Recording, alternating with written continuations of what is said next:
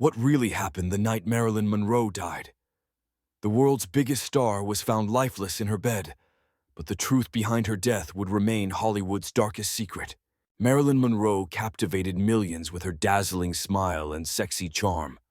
But behind the glitz and glamour lurked a world of scandal, addiction, and dangerous liaisons that would ultimately lead to her downfall. Born Norma Jean Mortensen, Marilyn's early life was far from the American dream.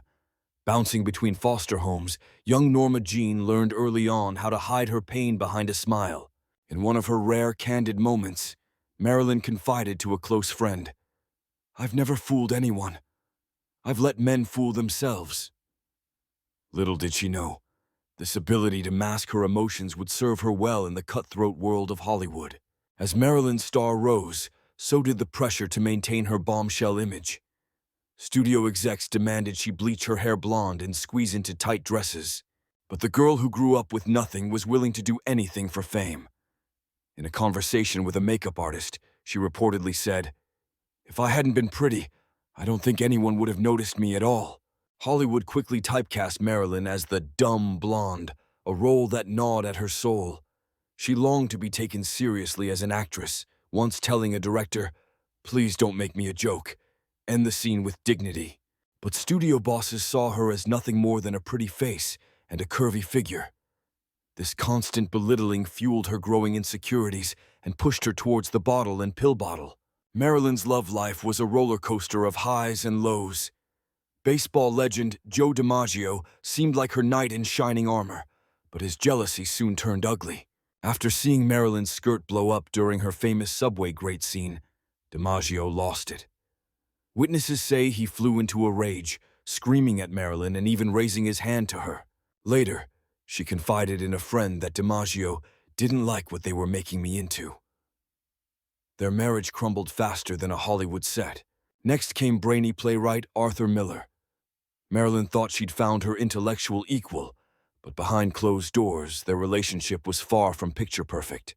During one argument, she reportedly asked, "Why can't you love me the way I am?" Miller's cutting remarks about her intelligence left deep scars on Marilyn's already fragile ego. As time went on, Arthur grew increasingly distant, leaving Marilyn feeling more alone than ever. But Marilyn's most dangerous affairs were yet to come. Whispers of secret trysts with President John F. Kennedy and his brother Robert swirled through Washington and Hollywood alike.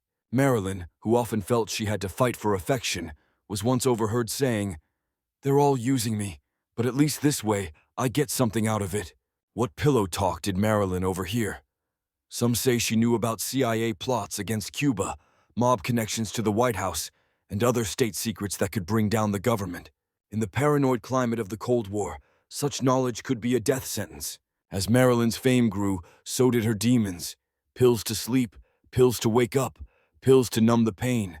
Hollywood's golden girl was spiraling, and everyone knew it.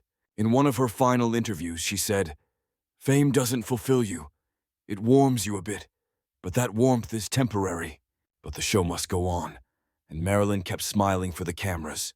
Behind the scenes, studio execs pushed her to the brink, threatening to replace her if she didn't toe the line.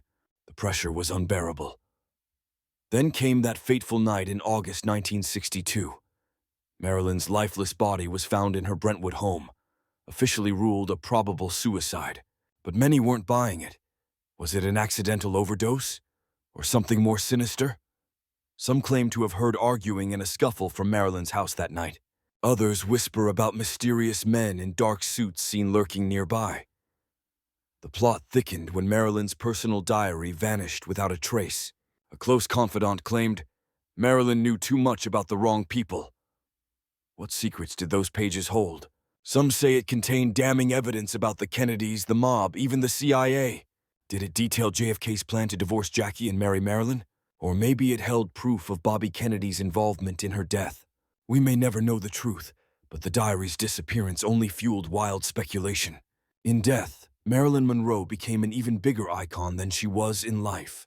Her tragic end only fueled the public's fascination with the star who seemed to have it all, yet died alone and broken. Conspiracy theories ran rampant. Was she silenced by the mob? Eliminated by government agents? Or was she simply another victim of Hollywood's cruel machine? Marilyn's story is a cautionary tale of fame's dark side. The price of stardom was ultimately too high for the girl who just wanted to be loved. In the end, Marilyn Monroe's greatest performance may have been convincing the world she was happy, while hiding a life of pain, secrets, and scandal that would shock even the most jaded Tinseltown insider.